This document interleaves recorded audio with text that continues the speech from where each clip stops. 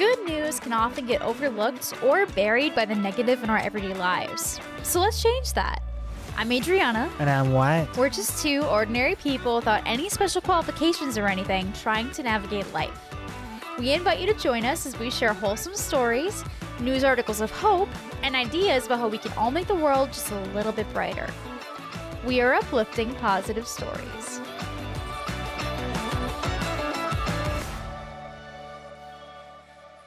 Welcome back to another episode of Uplifting Positive Stories. Thanks for joining us, everybody. Excited to be here again. Yeah. We're going to start today's episode. I actually have a positive story of something that happened to us very recently. This was actually a couple weeks ago, but I wanted to talk about this in the last episode and I totally forgot. So this episode's all about being the change you want to see in the world and doing great things and stuff. And someone did that for us and helped us out.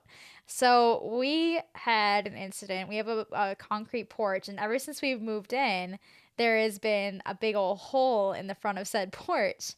And at one point, we'd blocked it off best we could, but somehow at one point, a skunk had got in, and we were like, no, because all of a sudden we started smelling skunk spray. We called somebody to come out, and like they take them and they bring them somewhere else, and they put them back in the wilderness and reintroduce them or whatever.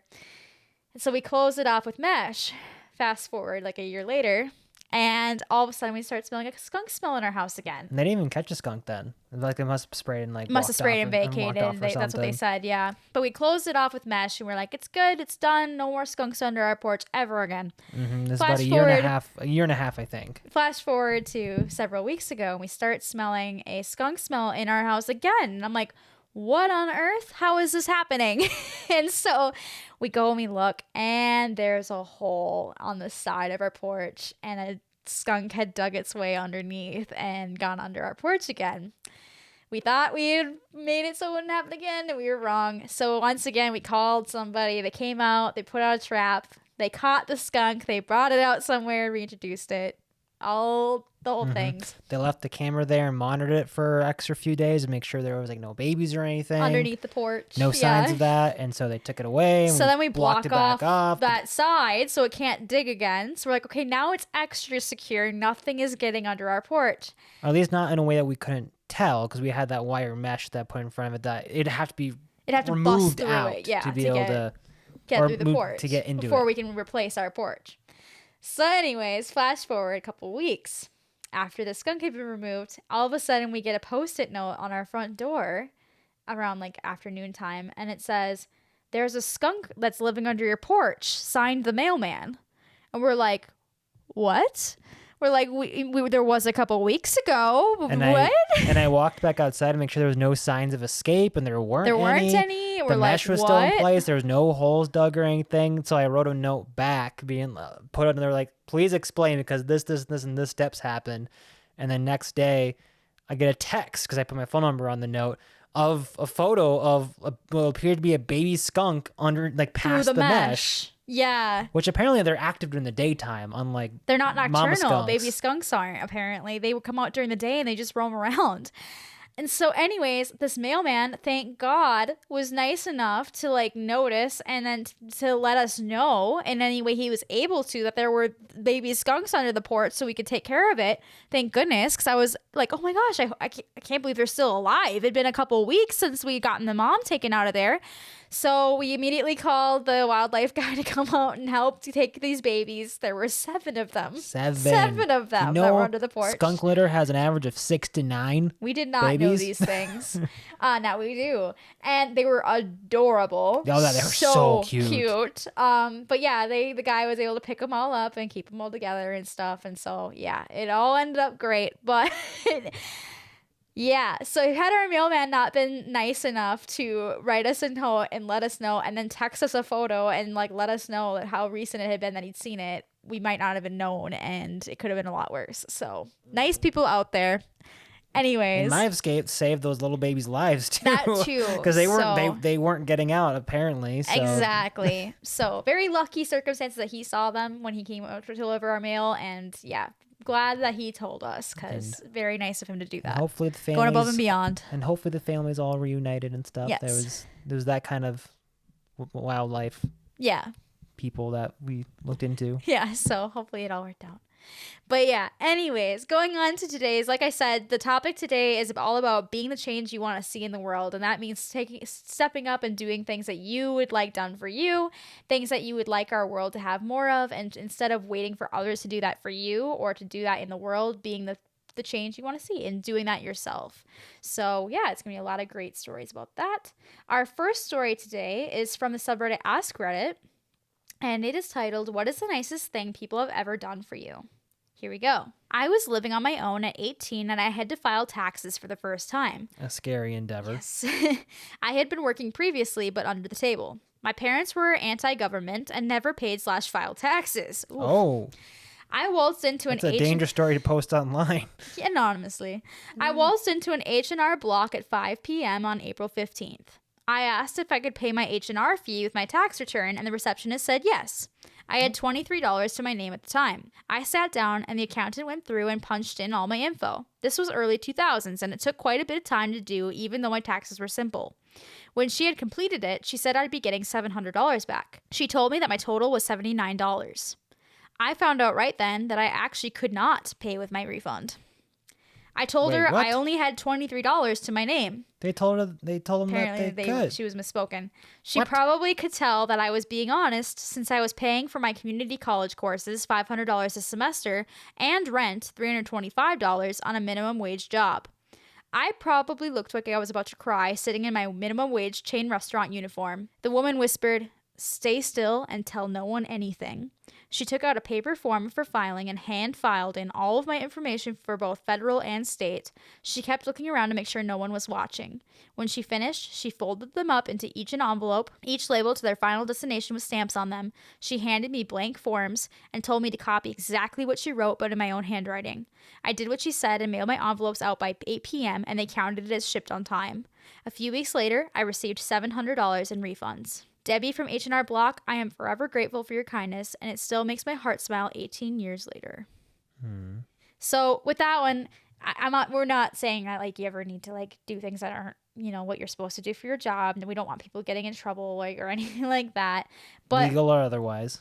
But I thought this was a great example of sometimes being able to put the person before the job or whatever it is in what ways you can. Like there was a story we read recently where a guy was going to have his power bill cut, like his electricity cut off, because in Germany apparently they're really strict with that kind of thing, and he had been late on a bill because he'd been sick. I think he was with COVID too. And the guy, instead of cutting his electricity, helped him to call the number to get it settled and get his bill paid, and then offered to go buy him groceries and stuff since he knew he had COVID, because he had told him that, and went and got those for him. So that was super, super nice.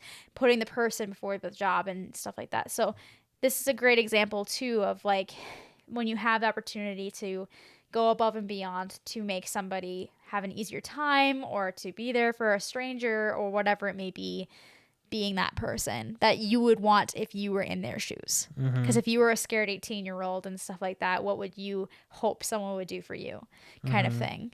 And again, we're not saying you need to like do what's against the job. It sounds like she was kind of the worker was in a scary predicament here where she could have gotten into trouble based on how it sounded. So we're not saying that, but just in general, just, doing the thing for others what you would wish they would do for you, kind of thing, if the roles were reversed. Yeah. And also, I'm going to assume that it was a different person that had told them that. Oh, it would be because It might have been, yeah. That's so dumb. Like, Yeah. I'm sorry. It Like, doesn't make that's not sense. professional. Yeah. If you're told it's going to be paid one way, then that's how it should work. Because otherwise, what do you get? You can't bleed money from a turnip. Exactly. Like, if they don't have the money after you already did the work. Exactly.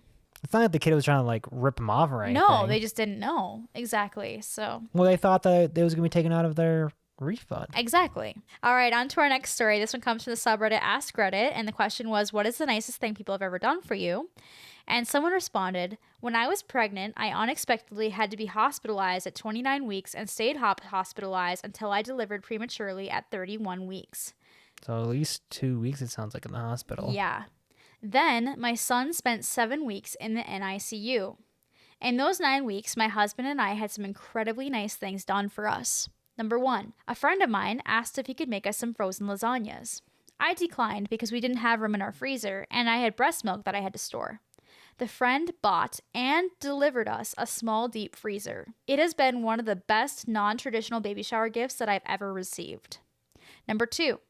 My sister not only bought us groceries, but she would deliver them and put them away. She made sure we had easy to make food and paper plates so we didn't have to worry about doing dishes as often as usual. Number 3. We were in the middle of adding insulation to a room that would become our bedroom when I went into premature labor, and that work never got completed. My parents paid somebody to finish it. Number 4. During the formula shortage, I remember that time, that was scary, I was struggling extremely hard with low breast milk supply and was not producing enough. We had people all over looking for formula and or breast milk for us. My coworker brought us a container of formula. We had 3 people donate extra breast milk to us. When was the formula shortage? That was, when was it? I want to say it was around the time of COVID. I could be wrong, though. I mean, there was a shortage of a lot of things during COVID, so. It was somewhere around that time, but I remember it was, thank goodness we weren't dealing with that ourselves, but like I remember seeing on group pages and like we live in our community, people were posting being like, hey, I have extra supply of breast milk and stuff if anybody needs any, because I know right now it's really hard to find formula. And I was thinking to myself, like, what a scary position to be in if you were having like milk supply issues and not being able to find formula in the stores. Like, that's terrifying. So yeah, people were stepping up left and right and offering up, you know, extra formula that they had or breast milk or whatever it was to help people out. It was a really cool time of seeing community members come together to help out people. But yeah, very scary. Number 5, when I was hospitalized, my family really made sure I had everything that I needed. My sister brought me 2 towels so I didn't have to use hospital towels. Another sister got me a ton of pumping stuff since I would have to exclusively pump. Family would coordinate with each other to ensure my mom could come up and visit. As traumatic as it was to go into premature labor, it really made me grateful for everyone and everything that I have. Yeah, so once again in this scenario, thinking to yourself, if I was somebody that went into premature labor, what are some things that would make my life much easier and much less stressful in a very scary time? Especially like the one that I was like, whoa, was the freezer one, being like, okay, well, can I make you some food? Oh, there's an issue with that. I'll fix the issue by then also getting you a freezer. That's incredibly gracious and really putting the forethought into, okay, well, clearly they don't have much freezer space either. So I could fix 2 problems for them. 1, giving them food, and 2, giving them more freezer supply to put stuff in. That's so incredibly kind and thoughtful, and really putting themselves in the other person's shoes to think about what would help me out. Super, super cool. All of these examples. So that's your support system rallying together. Right, exactly. So yeah, super cool story. All right, on to our next story here. This one comes to the subreddit Ask Reddit. Question was, what is the nicest thing people have ever done for you? And the story says, on my last day of cancer treatment, after an over year-long battle, I was 10 at the time, we called my elementary school to see if the secretaries and maybe a teacher or 2 would step out for a few minutes to say hi and or just wave as we drove by. My family and I get there, and over half of the school, students, teachers, everything, probably like 300 to 400 people, are there, standing outside the drop-off area of the school, cheering me on and chanting my name as we got out and waved and slowly drove by and honked the car horn repeatedly. People that year in my class now know it as the parade. Here I am. It's a victory parade. Yeah. Here I am at age 21, typing this out, over 10 years out of treatment, reflecting on that day, grateful for the gift of life. Looking back, it's probably the most loved I've ever felt in my entire life. That's sweet. Yeah, being that support that, you know, you would want in that situation and stuff, and thinking about how awesome it would be if everybody was rallying around people that were going through, you know, treatments and stuff like that, like how much better things would be for that person to know that they have their community surrounding them and supporting them. So yeah, taking that opportunity to do that and going above and beyond, 'cause she only wanted, you know, said like a couple teachers or whatever. And then to have them rally around the whole school to do that. That's really cool. And good on the I'm assuming it was the teachers that were asked to do it. To like, let's rally everybody up. And let's have everyone, everybody like, go outside. being game for it, you know. Make this huge memory, not only for her, but for the kids too, to be a part of something like that.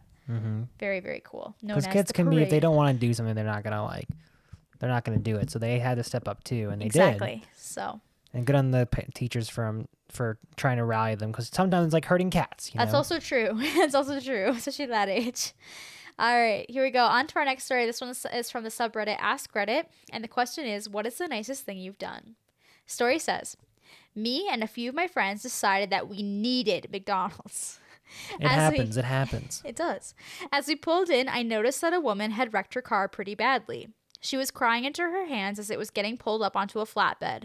As I ordered my food, I ordered an ice cream for this woman. I walked outside and I said, "Excuse me, but it looks like you're not having that great of a night. Here's an ice cream."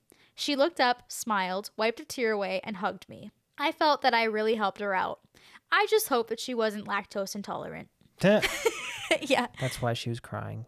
Just kidding. Just kidding, no. On a side note, why is it always McDonald's? What do you mean? I feel like every car accident I've seen that has involved like a fast food place, it's always McDonald's. Really? Yeah. I don't know. That's funny.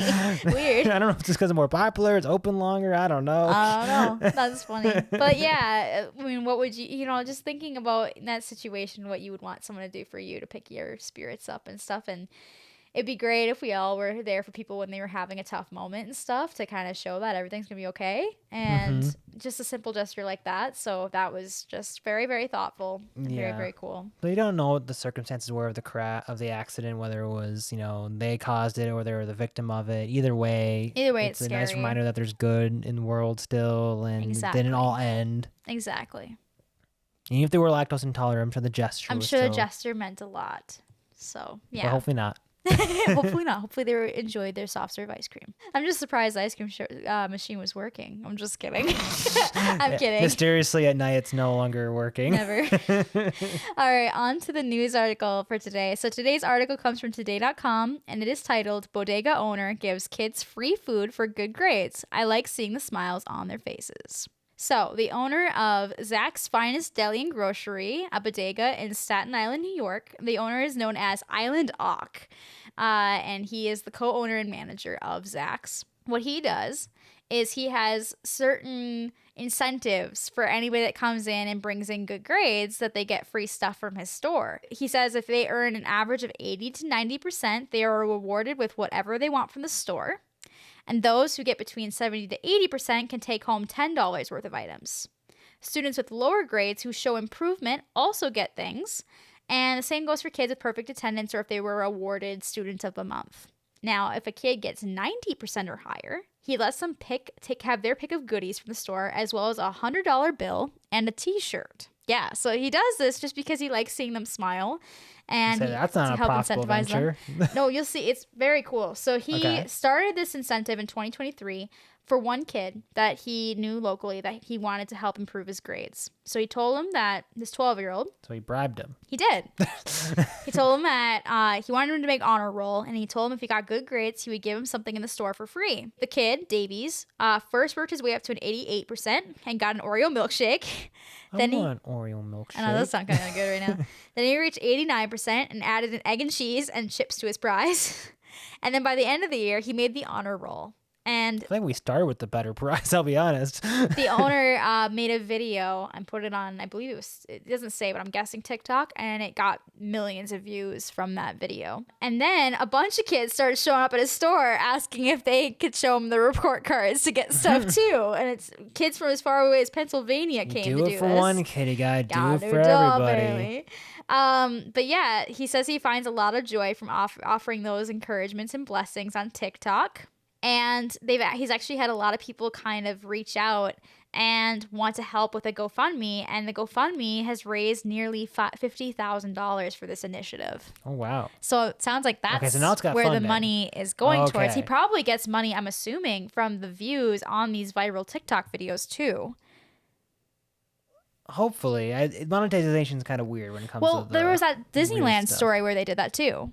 Because there was a Disneyland story we shared on here where somebody was taking random people to Disneyland and like paying for their whole days of work that they were missing and stuff to the company. And he was completely funding it from the views he was getting on the videos to be able to do that with people. Mm-hmm. So I'm guessing that helps too, probably with the situation. If you're doing it long enough, then yeah. Yeah, I mean, it sounds like they're pretty viral, these videos. So yeah, it's just such a cool incentive to help kids to get better grades and be pushed to do that and stuff as an incentive. And then yeah, they were bribed to get good grades in the situation, but that gives them confidence too that, okay, I can get good grades when I put myself to it. Mm-hmm. And that might help them to continue to do that in future years without incentives too. Mm-hmm. So It's about you're helping them build habits. exactly. Who cares? I mean, it's like when your parents pay you to read a book. And to feel that sense of accomplishment too when the kid does make it and be like, oh my gosh, that felt so good when I accomplished that goal. Mm-hmm. That it becomes an internal like motivator then instead of an external one. To quote the article, I cannot do it by myself. My fans comment and they celebrate these kids with me and they acknowledge them with me. Let's say I'm giving them $100 or if I'm giving them snacks for free or a t-shirt. To me, that does not matter. The most important thing is you celebrate them and you show them that you really care about their hard work. So yeah. I'm just glad there's funding for it because I was really scared that this nice gesture is going to Bankrupt his them. store. No. If No. so many were coming out and just giving away constantly free stuff. But there was a supply of funding for it, then that's good. It's such a cool idea. So yeah, very, very wholesome and a fun way to end our podcast episode. And with that, we will end today's podcast episode. We hope you'll join us next week for our next episode. And if you're watching on YouTube, make sure you hit that like and subscribe button and leave a comment. That'd be awesome. Thanks so much for joining us, and we hope you have a wonderful rest of your week. And stay positive.